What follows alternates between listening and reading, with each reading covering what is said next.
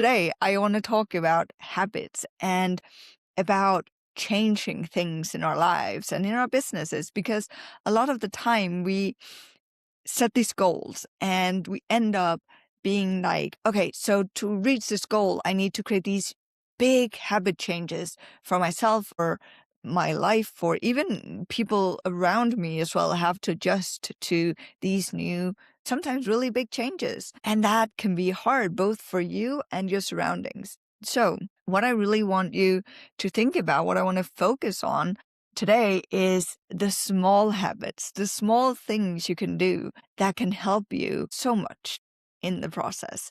Because the thing is that we tend to sometimes get overwhelmed by having to change everything. And if we instead start with the small things or the smaller things, that can make a huge difference because it's not what we do once in a while. It's not these big changes. It's what we do consistently every day that really matters in the long run. We fall to the level of our habits.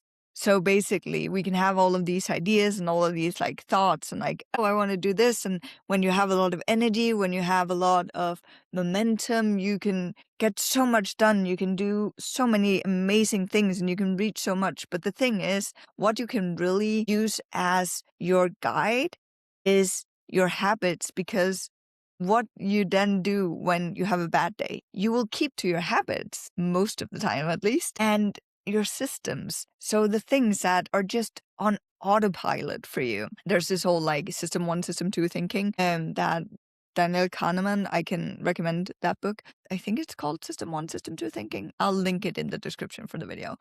Um, it's a very good book. But point is that we fall back to the things that are just habit. So when we, instead of creating all of these big visions based on us being in an amazing mindset, having lots of energy that day, like life is amazing, do enjoy that part for sure.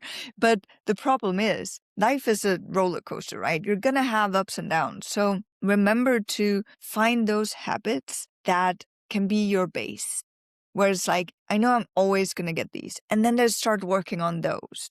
What are the habits you're doing right now? What is one habit that you already have that helps you? So that was the question I started with. And the point here is that when we focus on that, then we can add on more things because we can do what's called habit stacking.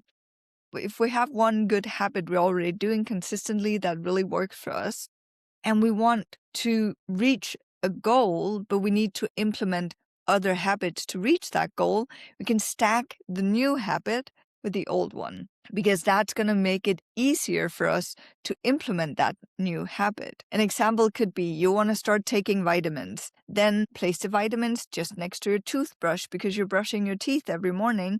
So now you're getting reminded when you brush your teeth that you have to do your vitamins as well. That's an easy way to remind yourself that you need to do this.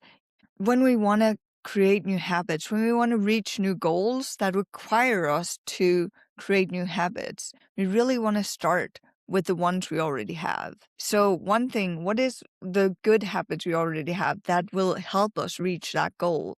And what are the maybe not so good habits that it would benefit us to get rid of? When we're looking at these two things, then we're looking at, okay, the third thing is, what new habits do we want to add? And here's the trick. One thing is you can add the new habits to the already existing good habits to kind of get that habit stacking thing going on.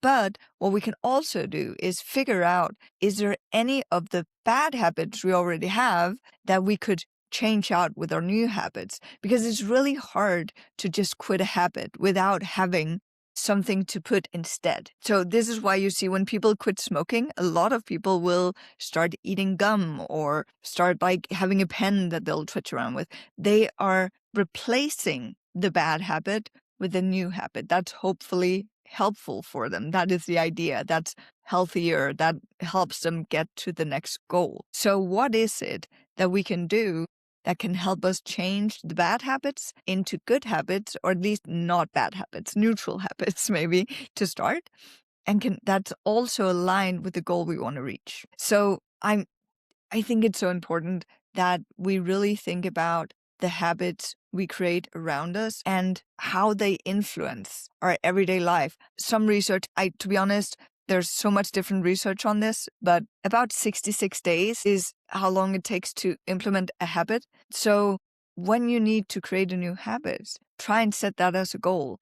The last thing I did was cutting out sugar or candy from my everyday life. Like what I did, my habit, the habit change I made was that I'm very goal focused, and I love celebrating these small goals along the way. If you watch the video from yesterday, you'll see me talk about celebrating the small wins. So for me, what I did was I created like 100 days on a piece of paper. I put it on the fridge, and then whenever I had a day, well, and that was every day, right? That was the point. I could go and I could give it a check mark that, hey, I didn't today. So the habit of eating wasn't a direct switch in terms of now I'm eating something and now I'm doing something else instead. But the switch was that I'm giving myself a win, a reward for not doing that. And that is to be able to set that check mark. And that's something that motivates me. So what is it that motivates you, and that can be that new habit for you that stands instead of the old habit? So small habits, what are you already doing that makes sense? And what do you need to change? Let's hear it in the comments. And then with joy and excitement, I will see you in the next video.